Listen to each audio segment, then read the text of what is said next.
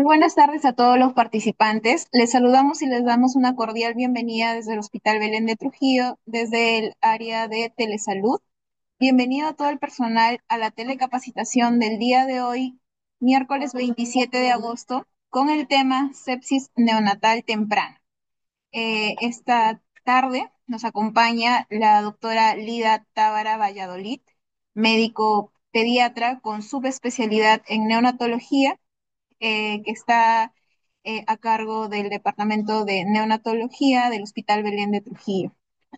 Antes de dar inicio, indicamos que vamos a estar compartiendo el enlace para registro de asistencia durante la ponencia y les recordamos también que pueden enviar sus preguntas a través de la plataforma Zoom para poder ser absueltas al finalizar la ponencia. Muy buenas tardes, doctora Alida Tábara.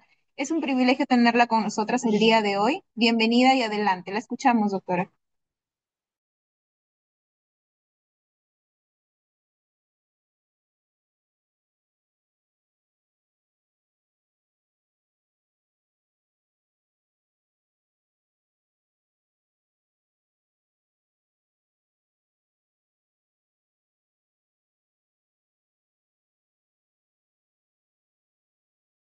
Hola, doctora, ¿me logra escuchar? ¿Podría aperturar, por favor, su micrófono y su, y su cámara para poder dar inicio a la telecapacitación?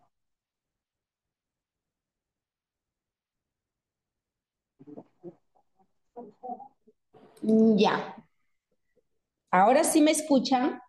Sí, doctora, buenas tardes. Ahora sí logramos escucharla y Ya, podemos también ver sus diapositivas. buenas tardes. Disculpen, estaba hablando sola entonces.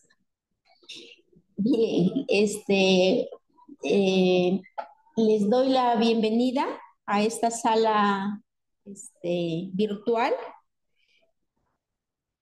Quien les habla es médico asistente del Departamento de Neonatología de este hospital. Hoy día vamos a desarrollar el tema de sepsis neonatal precoz, que es un tema de mucha preocupación para todas las personas que atendemos recién nacidos, puesto que eh, es una patología que podría convertirse en un desenlace muy peligroso para el niño y por esta razón los prestadores de servicios de salud estamos siempre preocupados por poder hacer un diagnóstico y un manejo adecuado para tener un mejor resultado con nuestros bebés.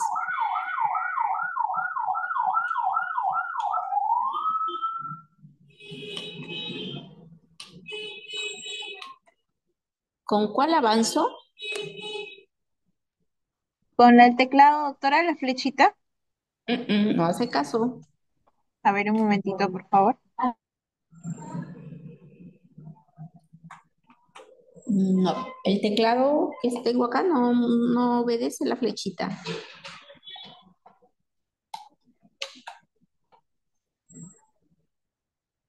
Lo hago manualmente con el ratón. Bien, entonces básicamente lo que voy a presentarles ahora es, voy a compartir con ustedes nuestro protocolo actualizado, nuestra guía de práctica clínica actualizada para el manejo, para el diagnóstico y el tratamiento de la sepsis neonatal precoz. Lo estoy haciendo con este y si pasa con este. Sí, mejor con este porque esto no funcionaba.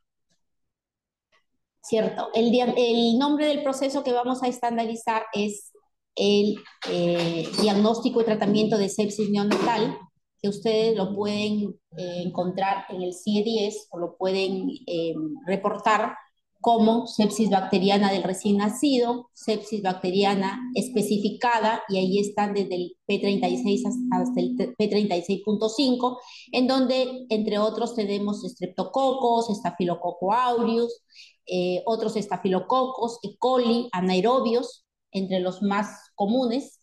Y luego tenemos otras sepsis debido a otras bacterias y la sepsis bacteriana. Obviamente, el anterior, cuando tenemos un cultivo positivo y hemos identificado, y sepsis bacteriana del recién nacido no especificada cuando no hemos aislado el germen, incluyendo estos casos en los que el niño ha mostrado clínica. La finalidad de esta guía es apoyar la toma de decisiones de los profesionales médicos en el manejo de los recién nacidos afectados con sepsis neonatal temprana, basados en la mejor evidencia científica actualizada y disponible, con el objetivo de estandarizar los criterios de diagnóstico y tratamiento y disminuir, por un lado, la morbimortalidad por esta patología, pero al mismo tiempo hacer un uso racional de antibióticos y disminuir la estancia hospitalaria debida a tratamientos innecesarios para el bebé.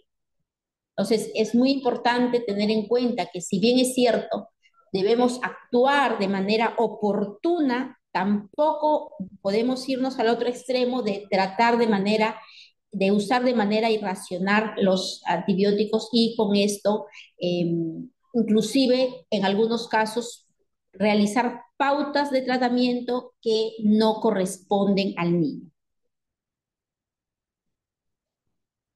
Entonces vamos a ver algunas definiciones.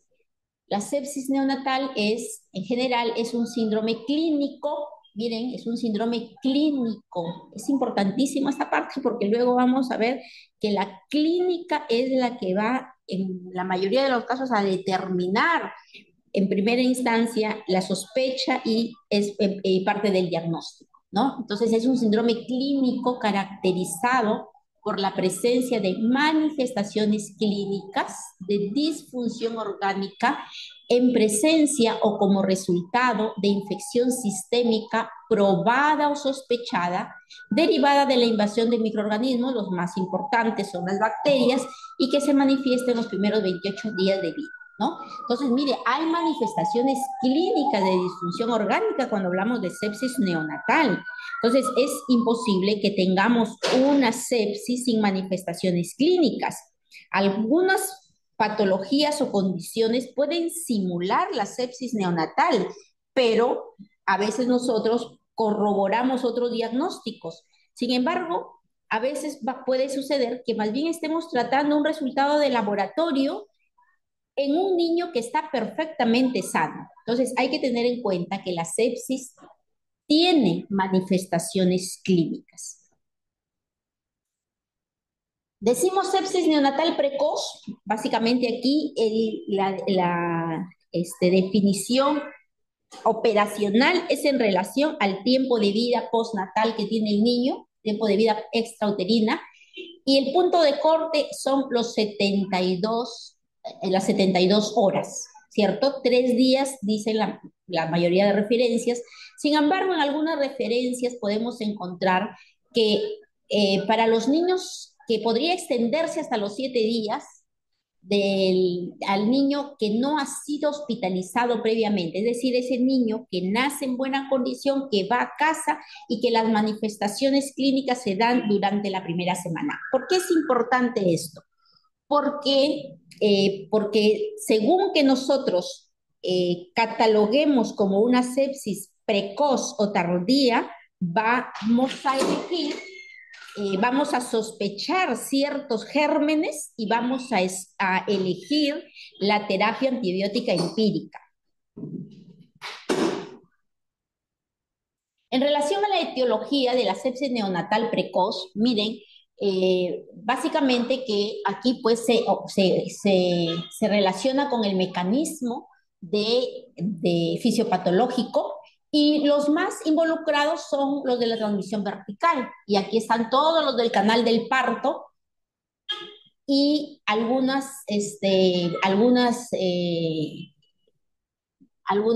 gérmenes como virus, perdón, como hongos o parásitos son muy poco comunes, ¿no? Los más comunes son bacterias y virus. Pero además de los gérmenes del canal del parto, pueden haber otros gérmenes que van a estar involucrados en la transmisión hematógena. Pero la mayor parte siempre son aquellos que vienen por la vía, que vienen de la transmisión vertical.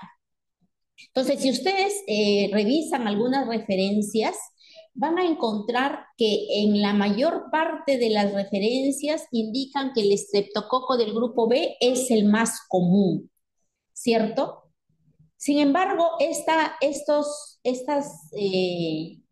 se ha encontrado que en los países, digamos, de menores ingresos, y eso incluye también en nuestras estadísticas, en nuestro país, los gérmenes más comunes son los gram negativos, en este caso la E. coli, ¿cierto? Es el germen más común en las infecciones precoces. Ahí tenemos, ¿no? Este es de la maternidad de Lima, del 2010, publicado en su protocolo de 2019, su guía del 2019, y encuentran que la etiología más frecuente es en orden de, miren, esto en orden de frecuencia, la E. coli es el germen más común, la Listeria monocitogenes nosotros no hemos tenido, o sea, clínicamente sí hemos encontrado, digamos, cuadros compatibles con Listeria monocitogenes, pero cuando hemos hecho los cultivos, dos casos creo solamente hemos podido aislar Listeria, a pesar de que el cuadro clínico era compatible y a pesar que respondió a la terapia con, dirigida a Listeria monocitogenes. Ese es nuestro mapa microbiológico del 2024. Y aquí ustedes encuentran en primer lugar Staphylococcus epidermidis, ¿no? E. coli está en el tercer lugar. Sin embargo, este mapa microbiológico refleja de los cultivos de toda la sepsis, no solamente las precoces, sino las sepsis precoces y tardías, o sea, esto incluye las intrahospitalarias. Y aquí encontramos que el estafilococo epidermidis está a la cabeza, pero muchos de estos cultivos dieron positivos por contaminación. Entonces, también, si ustedes miraron el cuadro anterior, figuraba también estafilococo epidermidis, pero hay que tener mucho cuidado porque a veces estafilococo epidermidis es un contaminante de los cultivos. Y también en nuestro mapa microbiológico se ha reportado, ¿cierto? Para estos gérmenes de Staphylococcus aureus y para E. coli, que la mayor parte, pero hago la salvedad de que estos cultivos positivos incluyen a todas las sepsis intrahospitalarias también, ¿cierto? Que la mayoría de los estafilococos eran sensibles y la mayor parte de las E. coli eran eh, este, no, eran, bueno, en realidad tampoco es tan amplia la diferencia, ¿no? Nos acercamos al 50% casi de los productores de beta-lactamasas. En algunos aspectos epidemiológicos. Según los reportes del 2019, en el año mueren 2.4 millones de recién nacidos, dato proporcionado por la Organización Mundial de la Salud. De estos, el 75% mueren en la primera semana de vida, ¿sí? Y 1 millón de ellos mueren en las primeras 24 horas de vida, o sea, el primer día de nacimiento, ¿cierto? Y estas tasas de mortalidad son mucho mayores en los países en desarrollo. Entonces, la sepsis neonatal como causa de muerte se encuentra en este grupo, ¿cierto? En este grupo de los que van a fallecer durante la primera semana, ¿no? Con mayor probabilidad. Miren, se reporta a nivel mundial que la sepsis se encuentra entre las 3 primeras causas de muerte, ¿cierto? Siendo la primera causa de muerte neonatal la prematuridad, ¿cierto? La segunda causa, las complicaciones del parto, entre ellas la más importante, la asfixia neonatal y la sepsis en tercer lugar. Pero en nuestro país la sepsis se encuentra en el segundo lugar como causa de muerte, ¿no? Entonces, la incidencia de sepsis neonatal a nivel mundial, a nivel global, es de 2.824 por cada 100.000 nacidos vivos. Es la incidencia de sepsis neonatal. Pero la incidencia de la sepsis puede variar según en qué país nos encontramos, ¿no? Para la sepsis temprana, por ejemplo, en los países de altos ingresos, puede ser cercana a uno por cada 1.000 nacidos vivos. En cambio, en los países de bajos ingresos, como el nuestro, pueden llegar hasta 15, 17 por cada 1.000 nacidos vivos para la sepsis neonatal temprana.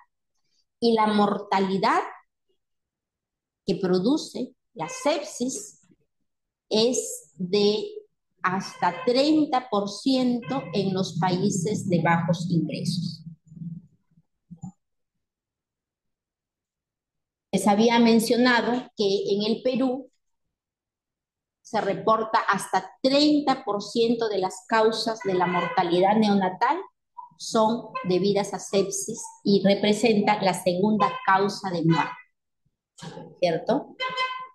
Miren, 2.876 muertes neonatales por año y de ellos 63.5 mueren en la primera semana. Este es el promedio de las muertes neonatales reportadas por el MINSA, según su vigilancia epidemiológica, y que incluye datos desde el año 2013. Son casi 10 años de evaluación para que más o menos se mantienen estas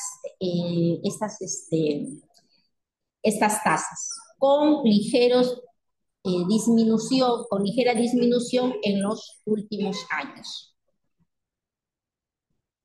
En relación a la fisiopatología, el mecanismo más importante es la transmisión vertical, ¿cierto? Entonces, los gérmenes que causan la sepsis temprana básicamente se encuentran colonizando el tracto genitourinario materno y esto va a producir, ¿cierto? Por vía ascendente va a producir contaminación del líquido amniótico, de la placenta, de todo el líquido amniótico de la placenta, ¿cierto? O inclusive puede suceder que al momento del parto el niño se contamina al pasar por aquí, ¿no? Estos son los niños que inicialmente no tienen mayor manifestación clínica, pero conforme pasan las horas van a empezar a presentar clínica, ¿cierto?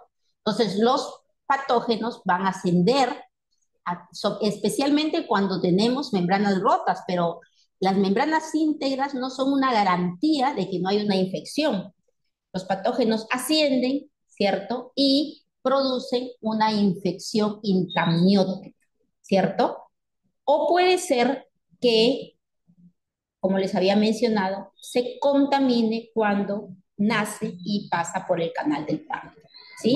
Y la otra vía es la vía hematógena, que es en menor porcentaje, pero en este caso eh, la madre tiene un foco infeccioso, ¿cierto? Un foco infeccioso en lugares que incluso pueden ser distantes y eso produce que a través de la sangre viajen los microorganismos, se diseminan a través de la sangre y eso produce que haya aspiración y digestión del líquido que ya está infectado, ¿cierto?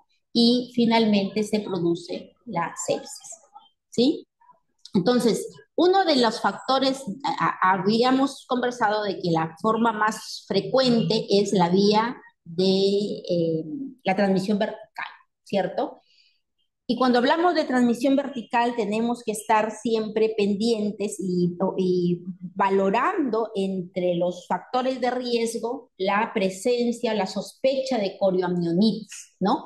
Que viene a ser una infección intramniótica que produce inflamación aguda de las membranas fetales, pero de etiología bacteriana, ¿cierto? Entonces, se puede asociar a ruptura prematura de membranas y tiene adicionalmente manifestaciones clínicas en la madre como fiebre, secreción maloliente, sensibilidad abdominal, signos, y también signos fetales como la taquicardia, que es la más común, pero también podría haber una infección intramniótica que es subclínica, que no da mayores manifestaciones clínicas y que podría, en la que podríamos encontrar anormalidades en el laboratorio, como por ejemplo la leucocitosis. El diagnóstico, el gol estándar de la corioamnionitis es a través de la valoración de la patología, o sea que la placenta debe mandarse a patología. Pero esto obviamente demora y por lo tanto es importantísimo que nosotros investiguemos durante la atención del parto si en la madre se han presentado algunos de estos signos o síntomas para plantear la sospecha de corioamnionitis en la madre. Entonces, algunos factores de riesgo asociados a la sepsis neonatal. Miren, es importante que nosotros valoremos los factores de riesgo. Los factores de riesgo eh, tienen mayor o menor peso, ¿cierto? Y van a servirnos para tomar las decisiones después del nacimiento del niño. Entonces, este factor de riesgo que hemos puesto aquí como bandera roja es la infección sospechada o confirmada en otro bebé cuando son gemelos. Esa es una bandera roja, ¿no? Especialmente cuando son monocoriónicos, ¿cierto? Entonces, cuando el gemelo tiene sospecha de infección o está confirmada la infección, tenemos que sospecharla en el hermanito. Y hay otros factores de riesgo, como por ejemplo la infección de estreptococo en la madre, en embarazos pasados o embarazos actuales, que básicamente en nuestro medio, en nuestro control prenatal, a diferencia de otros países, no se hace el tamizaje, ¿no? Si la madre tiene infección por estreptococo del grupo B, así que este dato en realidad no lo vamos a obtener. Podemos sospechar también en el caso de aquellos partos prematuros que se producen antes de las 37 semanas de gestación y donde no existe otra razón que justifique ese parto prematuro, ¿cierto? O sea, hablamos del parto espontáneo. Entonces aquí no estaría considerado, por ejemplo, estos partos que se producen de manera programada o electiva porque la mamá tiene una condición, es decir, tiene preeclampsia, por ejemplo, tiene una placenta previa que está sangrando, el parto se va a producir de manera prematura, claro está, pero, no, pero hay otra, la causa por la cual se produce es diferente, ¿no? Entonces aquí estamos hablando del parto espontáneo antes de las 37 semanas que no tiene otra justificación. La ruptura prematura de membranas de más de 18 horas, ¿cierto? Antes de un parto prematuro. La ruptura de membranas confirmada de más de 24 horas antes del inicio del parto en el que nace de más de 37 semanas, en el recién nacido a término, ¿cierto? Entonces, 18 horas el punto de corte para el que nace prematuro y 24 horas para el que nace a término. Fiebre intraparto de 38 grados, ¿cierto? si se sospecha o si confirma infección bacteriana. Y luego, cuando hay diagnóstico clínico de corioamnionitis, también es un factor de riesgo, es decir, los signos clínicos que hemos mencionado anteriormente de la corioamnionitis. Es importante que podamos identificar si estamos o no frente a una bandera roja o a otros factores de riesgo para luego comprender los escenarios que vamos a presentar más adelante. El cuadro clínico.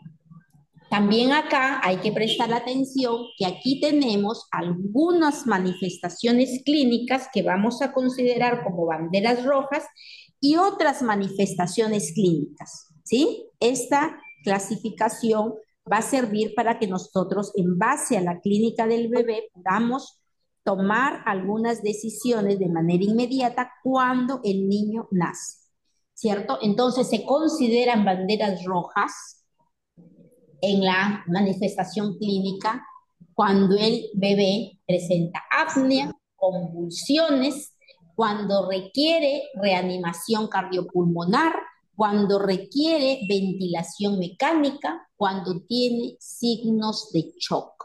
Esas son banderas rojas.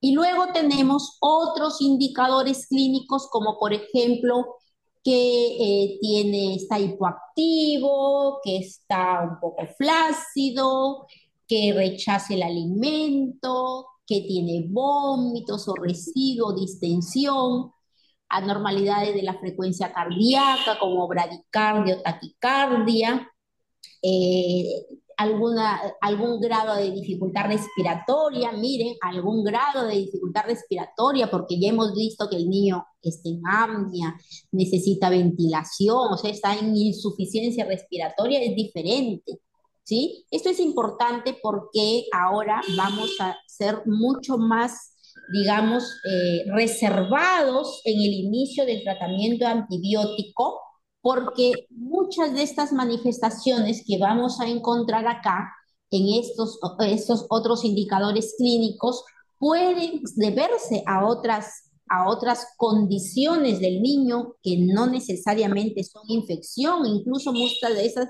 tienen que ver con el mismo hecho de la transición de la vida intrauterina a extrauterina y el niño necesita adaptarse, ¿verdad? En las que presentamos antes como banderas rojas, también pueden deberse a otras causas. Sin embargo, por el estado de gravedad del niño, se valora riesgo-beneficio y en este caso a veces vamos a tener que iniciar el tratamiento antibiótico. ¿De acuerdo?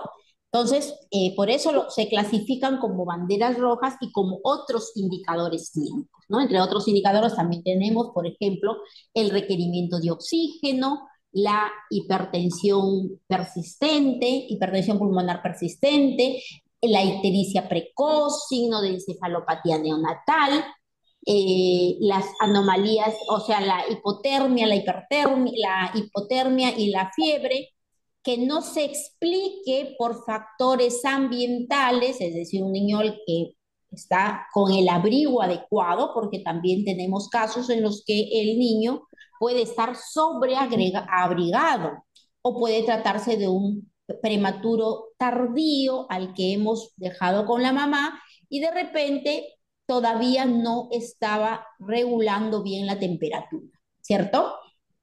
Sangrado excesivo inexplicable, ¿cierto? Trombocitopenia o coagulación anormal, ¿no? Inexplicable se refiere a que no hay otras causas. Hay que, por ejemplo, algunas condiciones como la preeclampsia materna, y si la mamá tenía una preeclampsia severa, ella tenía alteración de las plaquetas, del perfil de coagulación, el bebé también puede tener estas anormalidades, ¿no? Alteraciones de la glucosa como la hipoglucemia, la hiperglucemia y también acidosis metabólica, ¿cierto? Con un déficit de base de 10 milimoles por litro o más, pero entendiendo esto como otro indicador, no vamos a iniciar antibiótico en todo niño que tiene un AGA con acidosis metabólica. También hay otras condiciones maternas, como por ejemplo la preeclampsia, que también es muy común, que puede producir acidosis metabólica. La asfixia también, sin necesidad de estar el niño infectado.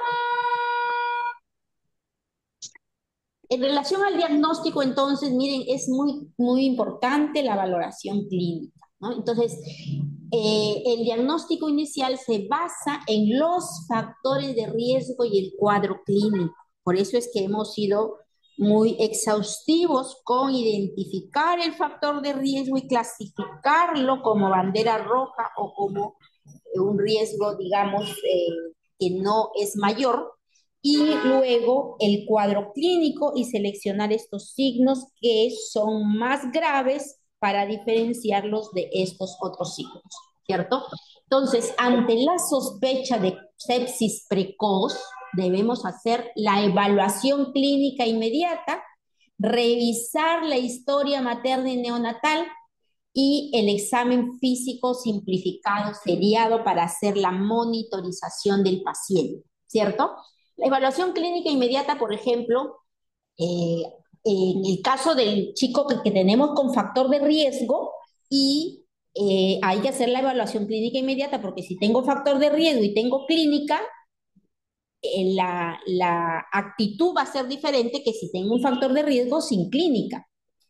Revisar la historia materna y neonatal, porque de pronto nosotros recibimos un niño en el que aparentemente no había factores de riesgo y el niño nace en mal estado, o nace con una bandera roja, o nace con otros signos, ¿verdad? Entonces vamos y revisamos la historia clínica de manera exhaustiva. A veces no es muy obvio, no es muy evidente el dato del factor de riesgo, lo buscamos directamente con la madre, le preguntamos de manera exhaustiva y si encontramos para identificar si hay o no factores de riesgo, ¿no?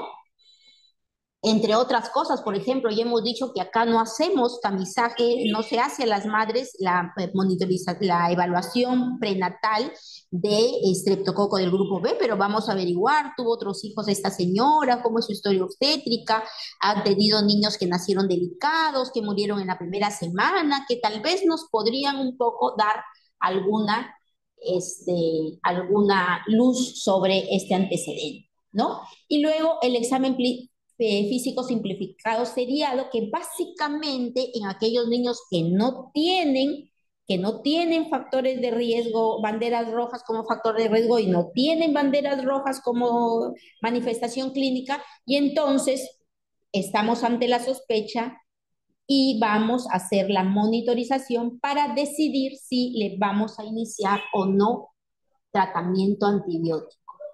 Y este es el examen físico simplificado seriado. Este también lo hemos tomado de la guía del Hospital de Cayetano Heredia, que es la guía del 2021, en donde vamos a hacer la monitorización, como ya les dije, básicamente en estos niños que no tienen banderas rojas, ¿cierto? Hacemos la monitorización del estado general, del color de la piel, la frecuencia respiratoria y si hay o no distrés respiratoria durante horario, durante las 4 primeras horas de vida, ¿cierto? Luego vamos a hacer de manera un poco, se entiende que hasta este momento no ha empeorado el niño y entonces lo vamos a ir espaciando hasta las 48 horas. Ese es para el niño que tenemos todavía en atención inmediata o en alojamiento conjunto y que, por ejemplo, es un bebé de 36 semanas que tiene una ligera dificultad respiratoria, ¿no? Que puede ser,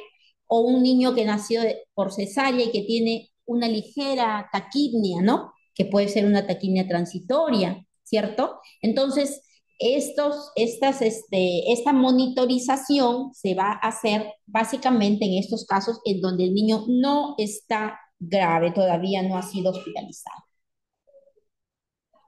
Entonces, miren, en base a los factores de riesgo y al cuadro clínico, vamos a plantear este escenario 1 o el escenario 2, ¿cierto? Entonces, en el escenario clínico, básicamente, ¿cómo establecemos el escenario? En el factor de riesgo, que tenga una bandera roja o como factor de riesgo o como indicador clínico, o que tenga dos o más de los otros factores de riesgo o de los otros indicadores clínicos. También ubicamos en el escenario 1 al recién nacido prematuro menor de 35 semanas cuya madre tuvo signos clínicos de corioamnionitis, ¿cierto? Este que nace con parto prematuro, ¿cierto? Antes de las 35 semanas en una mujer que tenía signos clínicos de corioamnionitis. También está ubicado en el escenario 1.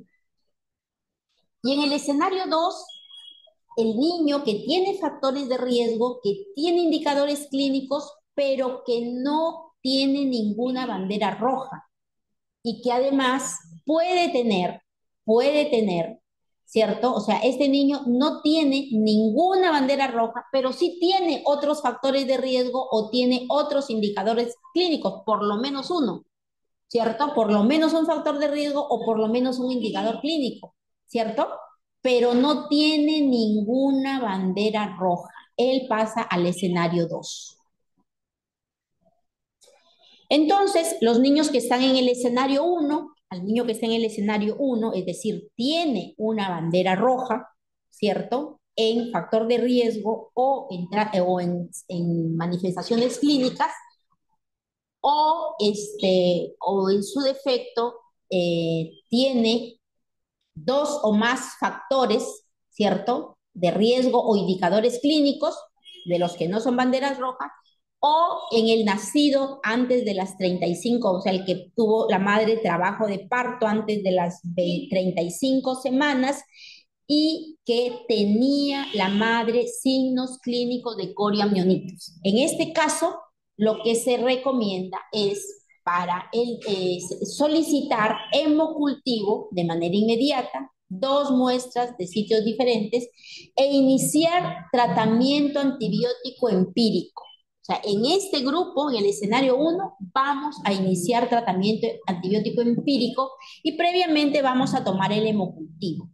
Y se va a solicitar los reactantes de fase aguda entre las 12 a 24 primeras horas de vida. No aquí, no es necesario tomarlo del cordón umbilical. Lo vamos a solicitar 12 a 24 horas de vida, ¿cierto? Y estudio de imagen si fuera necesario, que ya vamos a decir cuándo, y punción lumbar para estudio de líquido cefalorraquídeo si fuera necesario, ya vamos a decir cuándo.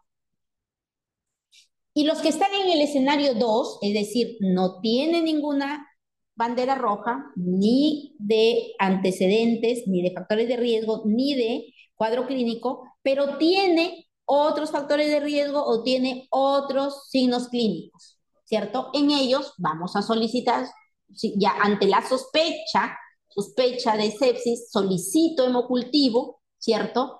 Solicito los reactantes de fase aguda, que son el hemograma y PCR, entre 12 a 24 horas, no antes. Estudio de imagen si fuera necesario. Y no vamos a iniciar todavía tratamiento antibiótico. Entonces, este niño hay que hacerle la monitorización con el examen seriado y se iniciará tratamiento antibiótico empírico si tenemos laboratorio positivo o deterioro clínico, ¿cierto? Conforme vamos la monitorización, el niño va teniendo mayor sintomatología, aunque no tengamos los reactantes de fase aguda, iniciamos el tratamiento antibiótico empírico. Entonces, los exámenes auxiliares, algunos que no son dependientes de cultivo, tenemos básicamente el hemograma, en donde nos ayuda mucho el índice de neutrófilos, ¿no? La neutropenia es un indicador, ¿no? Un indicador que nos aproxima a la sepsis, ¿cierto?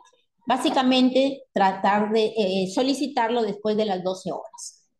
La neutropenia es mejor predictora de sepsis que la leucocito. La leucopenia es mejor leucopenia. es mejor predictora de sepsis que la leucocitosis. Recordar que los valores del hemograma, de la cuenta de leucocitos en los niños es diferente, en los recién nacidos es diferente que los niños más grandes que de los adultos. ¿Cierto? El punto de corte está por encima de 30.000, 32.000, dicen algunas literaturas, para el primer día de vida y por debajo de 5.000 para la leucopenia en los primeros días de vida. El recuento de plaquetas también nos puede dar alguna aproximación al diagnóstico de sepsis, pero recuerden que también puede haber alteraciones de las plaquetas, por ejemplo, en los casos de los niños cuyas madres tuvieron preeclampsia severa, ¿cierto? Usualmente las alteraciones de las plaquetas van a ocurrir no en el primer día, sino posteriormente. Si vamos a hacer eh, estudio del líquido cefalorraquídeo cuando corresponda, entonces hay que también valorar o sea, tener en cuenta los valores de referencia del líquido cefalorraquídeo para el recién nacido, ¿cierto? Y en relación, eso en la celularidad y en la bioquímica también tener en cuenta que los recién nacidos pueden tener concentraciones más altas de glucosa en el líquido cefalorraquídeo y que siempre tenemos que tener el valor de la glucosa sérica, ¿cierto? Y entre los lactantes de fase aguda, que está también el PCR, por ejemplo, la idea es solicitarlo pasada las 12, 24 horas. El, el PCR tiene más un valor predictivo negativo, o sea, nos sirve más para descartar la sepsis, ¿no? Pero tampoco o sea, el hecho de que yo tenga un PCR positivo no me dice que el niño está séptico. No me dice, porque el PCR puede ser positivo, eh, por otras razones. Hay muchas condiciones de la madre, incluyendo el parto, el trabajo de parto mismo, que pueden incrementar el PCR en el bebé.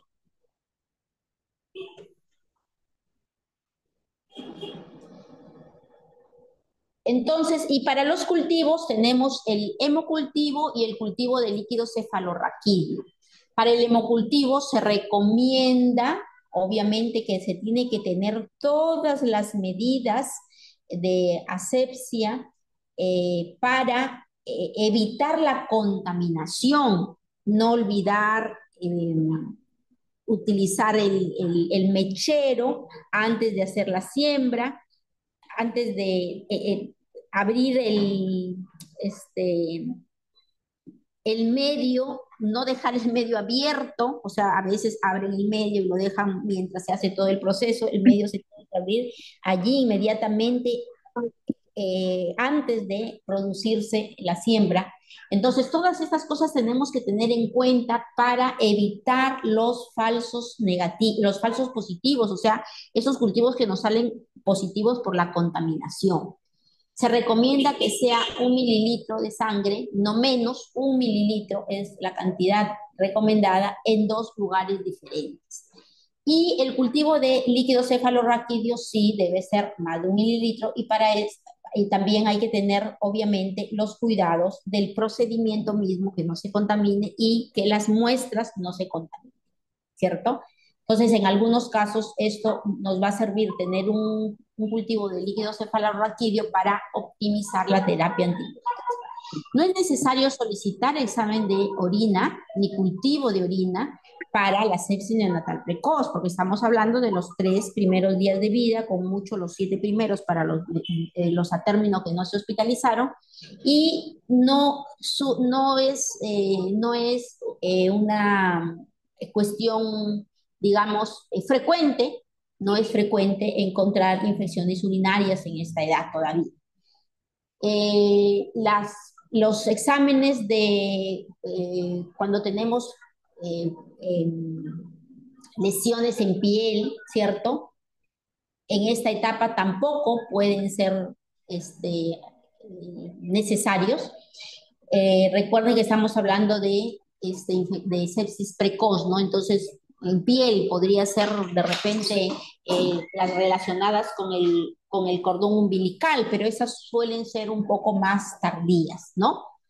Entonces, para la punción lumbar, siempre hay que tener cuidado de que hacerla pues con toda la seguridad del caso, ¿cierto? Hay que medir la glucosa antes porque ya hemos visto que vamos a tener valores mayores en el recién nacido y que tiene que el niño estar desde el punto de vista respiratorio, o sea, puede estar el niño con dificultad respiratoria, puede estar con asistencia respiratoria, pero tiene que estar recibiendo en primera instancia el tratamiento para el problema respiratorio, ¿no? O sea, la punción pasa a un segundo plano, se tiene que postergar hasta que el niño esté, digamos, atendido en el problema relacionado con la vía respiratoria.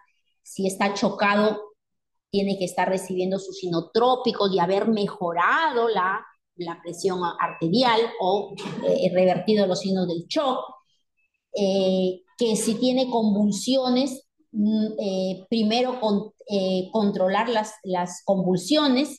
Si hay un alto riesgo de hemorragia, primero, y requiere transfusiones de plasma, de plaquetas, primero deben realizarse estas o el manejo con vitamina K si fuera necesario. ¿Ya? Entonces, primero se atienden estos, no, esto no contraindica, pero debe ser atendido el problema primero y mejorado y entonces recién se puede proceder con la punción lumbar. Y estas sí son contraindicaciones, ¿no? Si tenemos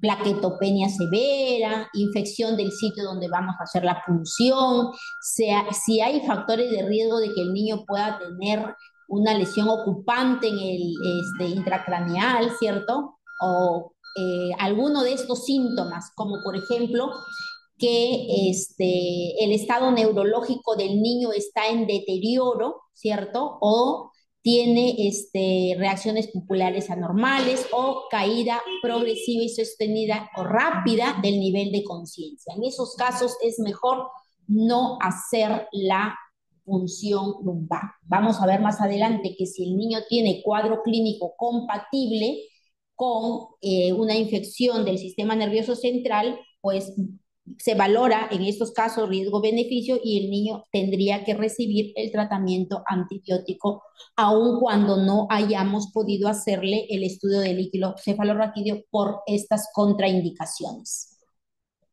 Y estudios de imágenes van a ser necesarios no en todos los pacientes con sepsis. O sea, si el niño tiene sospecha de sepsis y no tiene problema respiratorio, no es necesario que le tomemos una radiografía de tórax, ¿no? Si el niño tiene dificultad respiratoria, sí le vamos a tomar una radiografía de tórax, ¿no? Entonces, no es rutinaria para todo el niño en el que sospecho sepsis.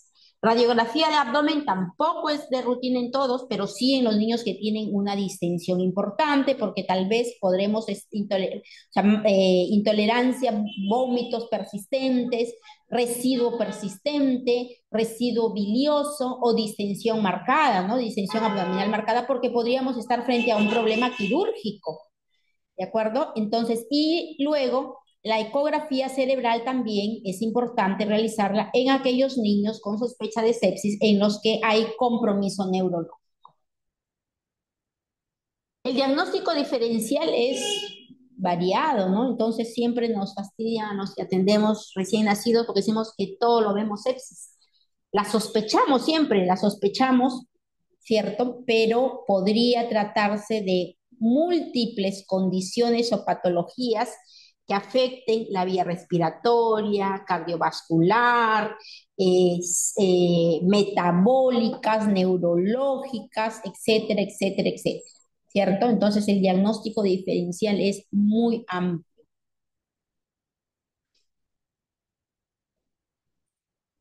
Entonces, para el manejo, según el grado de complejidad y capacidad resolutiva, miren, algunas medidas generales y preventivas, ¿no?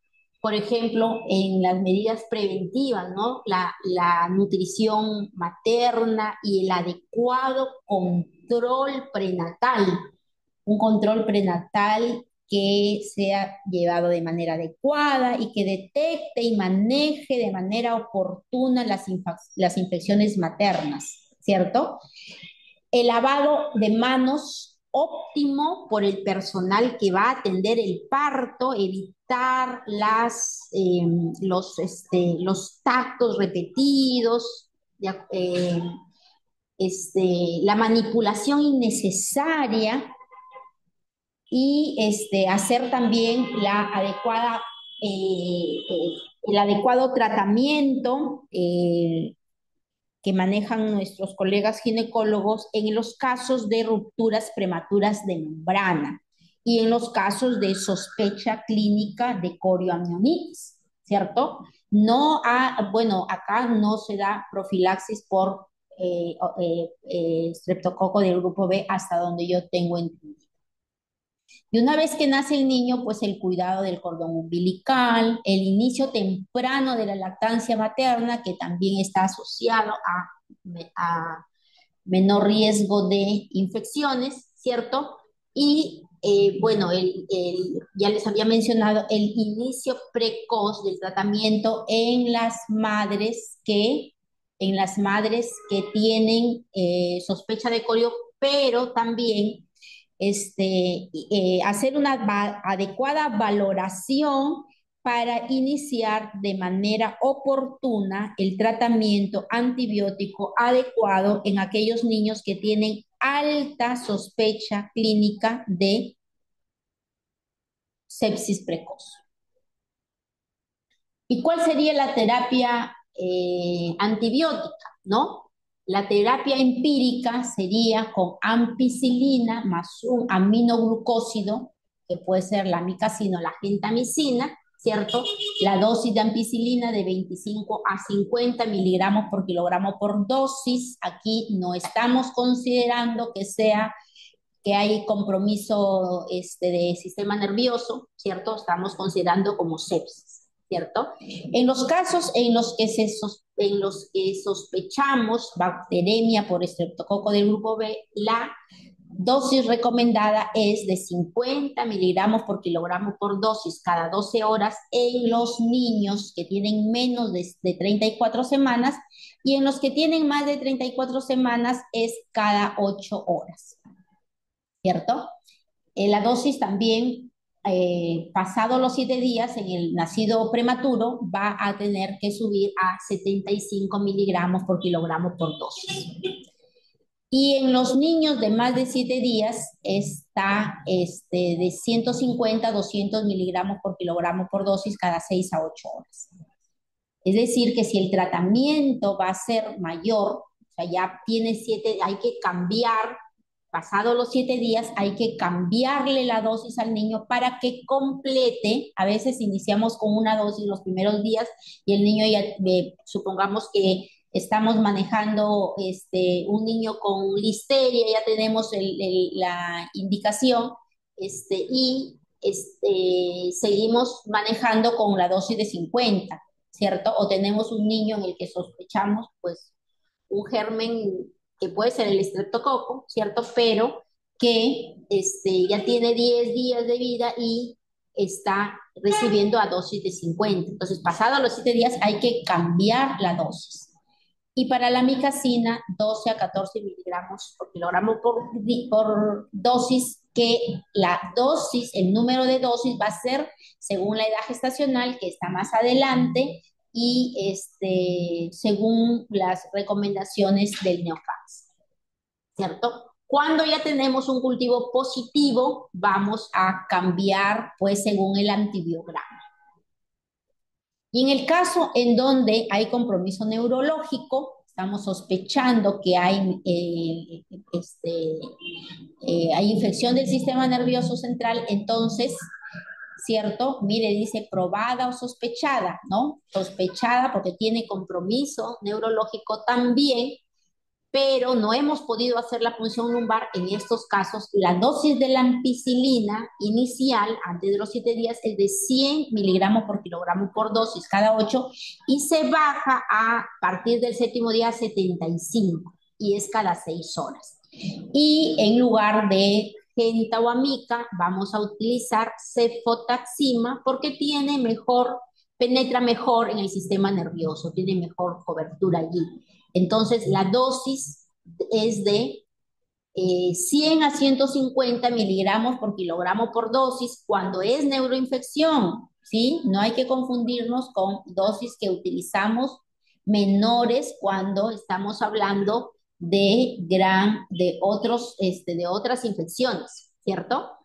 Entonces es 100 a 150 miligramos por kilogramo por dosis cada 8 a 12 horas y a partir de los 100 días, de los 7 días será cada 6 a 8 horas, ¿sí? Y se cambiará según el resultado del hemograma.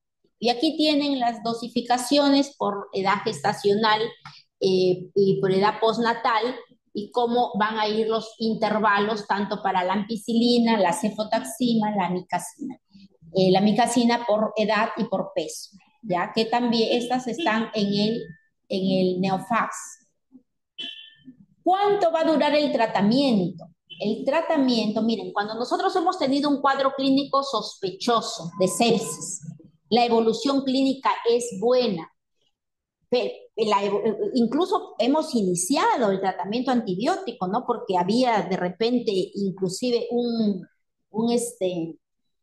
una sospecha importante, ¿no? De sepsis, pero la evolución clínica es espectacular, el hemocultivo es negativo, estamos hablando de tercer día, ¿no? Como mucho, tercer día. Entonces, un niño con sepsis no está espectacular al tercer día. Entonces, en ese caso, hay que suspender el antibiótico y continuamos observando al niño. ¿De acuerdo?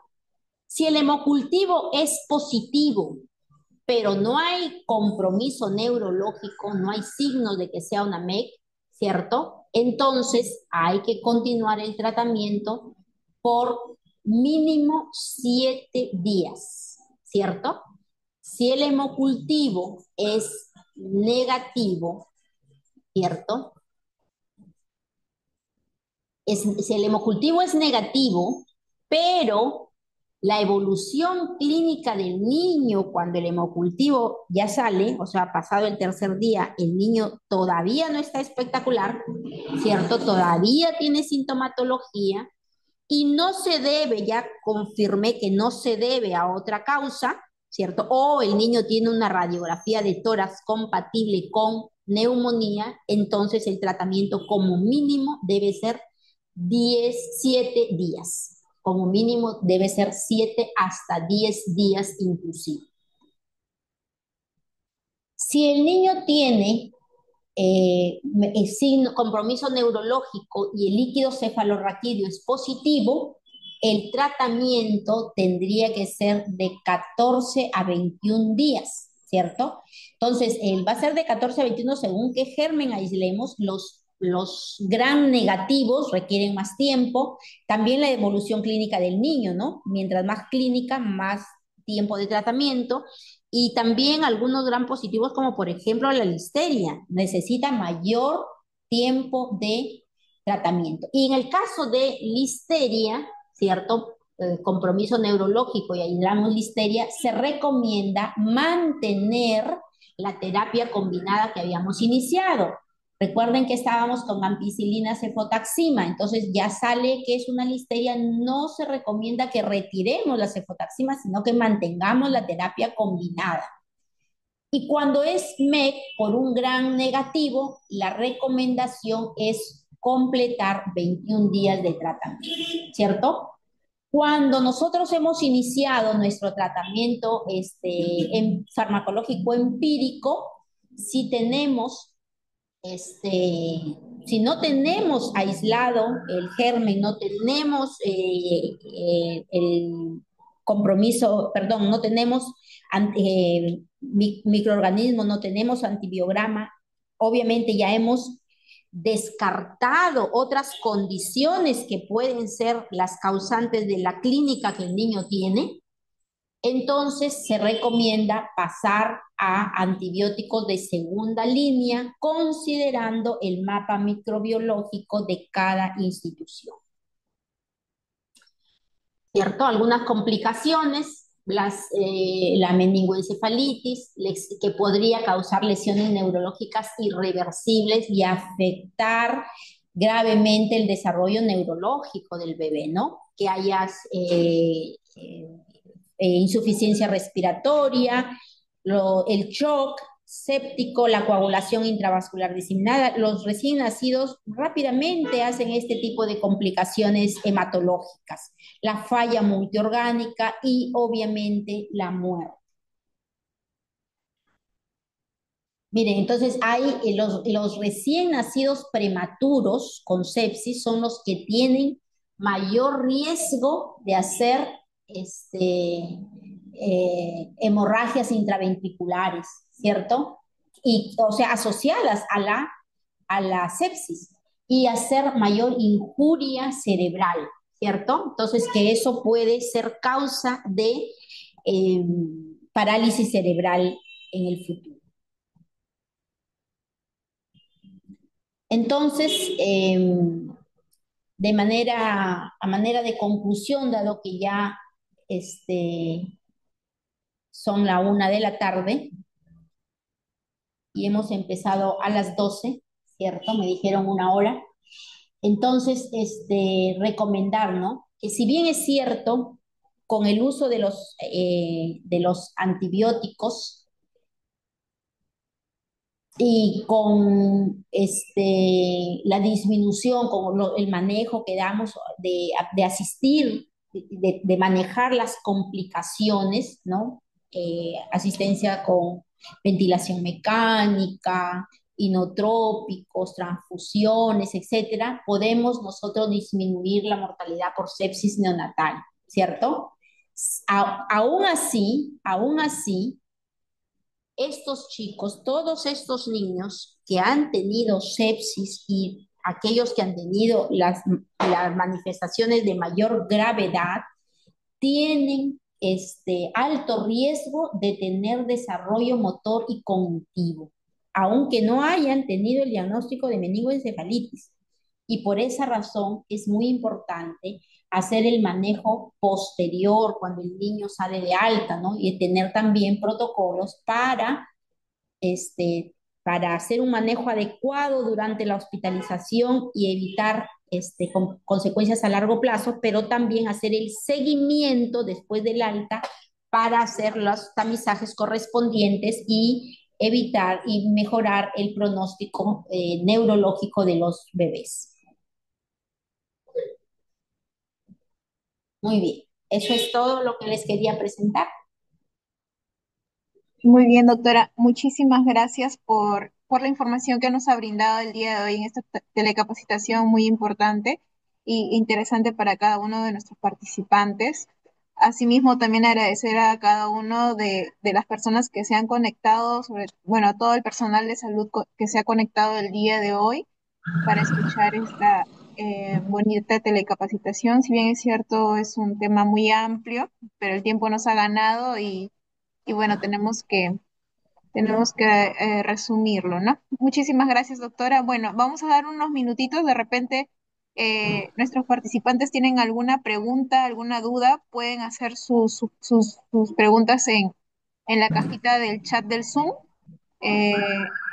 Entre tanto, doctora, ¿alguna recomendación final que nos pudiese brindar, teniendo en cuenta que tenemos médicos serumistas, tenemos personal de salud que se conecta de la periferia y también a nivel nacional, ¿no? Tal vez que puedan tener en cuenta algo básico o algo que sea eh, importante para que puedan tenerlo siempre ellos en cuenta, doctora. Ujú. Muy bien, una reflexión final que yo les haría sería que si bien es cierto, y ya bueno, hemos anunciado, ¿no? Es la segunda causa de mortalidad, la sepsis, ¿no? Y claro, nos asusta, nadie quiere que un bebé que nace aparentemente sano fallezca, ¿no? Eso sería trágico para nosotros, para la familia. Pero tampoco tenemos que asustarnos en demasía y actuar de manera imprudente a veces, ¿cierto? Iniciando de manera inadecuada los antibióticos. Creo que tenemos que ser reflexivos en eso porque sí hemos estado abusando de los antibióticos con el diagnóstico de la sepsis precoz. Tenemos que hacer una valoración exhaustiva de los factores de riesgo. Tengo que hacer una valoración adecuada del cuadro clínico que presenta mi paciente y sobre todo tenemos que tener guías de referencia, ¿cierto? Entonces, como la que le hemos presentado, en donde decimos estos son los signos mayores, estos son los menores, estos son los factores mayores, estos son los factores menores, ¿cierto? Y evitar dar de manera inadecuada los antibióticos, ¿cierto? Porque cuando nosotros iniciamos antibióticos de manera, digamos, inadecuada, en primer lugar, estamos invadiendo al niño, estamos alterando su microbiota para el resto de su vida. Y estamos, obviamente que si ya estamos, por ejemplo, en un hospital de nivel 1, de nivel 2, de repente vamos a referir al niño, vamos a hospitalizar al niño, lo cual va a afectar la lactancia materna, ¿cierto? El contacto de la madre con el niño, va a crear problemas para el niño, va a crear problemas para la familia. Entonces, creo que si somos cuidadosos con la evaluación de la anamnesis, cuidadosos con el examen físico y monitorizar adecuadamente a nuestros pacientes en los que estamos sospechando, porque la idea pues es que no es que no iniciemos en antibióticos, sino que ese es el reto, saber cuándo lo voy a iniciar, saber en qué niños sí lo voy a iniciar y en qué niños tengo que seguir observando, a qué niño debo referir. ¿De acuerdo? Entonces no hay que apresurarnos, no hay que apresurarnos, sino que hay que ser exhaustivos en nuestro análisis. Eso es mi reflexión final. Por las palabras finales. Mire, tenemos palabras de agradecimiento y de felicitaciones por parte de nuestros participantes. Asimismo, también tenemos aquí una pequeña pregunta. Bueno, si pudiese, nos indican por acá una de las participaciones, nos dice, gracias por su exposición, doctora. Por favor, si pudiese indicarnos nuevamente los valores de leucopenia y neutropenis. Ah, eso tengo por acá. Mire, ahí tiene algunos valores de normales, le pueden hacer una captura allí, valores de referencia normales, ¿cierto? De los recién nacidos a las 12 horas, 24 horas y durante las primeras semanas de vida, ¿cierto? Ahí tiene los promedios y los rangos de normalidad, ¿cierto? Entonces, aquí esta le puede servir para que tengan en cuenta. Ahí está completo. Entonces, aprovecho ¿Sí? y tiene los valores que nos han solicitado. Asimismo, también hacer recordar que esta telecapacitación se está grabando y próximamente se estará subiendo en estos días de la semana a nuestra página de YouTube de Telesalud del Hospital Belén, el cual también hemos socializado y hemos compartido en la cajita del chat del Zoom para que se puedan suscribir y puedan ver nuevamente estas telecapacitaciones muy importantes por parte de nuestros especialistas del Hospital Belén que se preparan constantemente para que nos puedan brindar esta información, esta excelente información. Agradecer nuevamente, doctora Lida Tábara, por su tiempo, por la disposición y por la información que nos ha brindado el día de hoy. Esperamos contar con su presencia en otra oportunidad. Y también agradecer a nuestros participantes, hacerles recordar que se les ha enviado el enlace para el registro de su asistencia. No olviden registrarse y también pueden registrarse en nuestro canal de YouTube, en nuestro canal de WhatsApp, donde van a estar recibiendo información de las próximas telecapacitaciones que va a haber durante este año. Muchísimas gracias a todos, que tengan muy buenas tardes. Buenas tardes, doctora, muchas gracias. Buenas tardes, gracias a todos.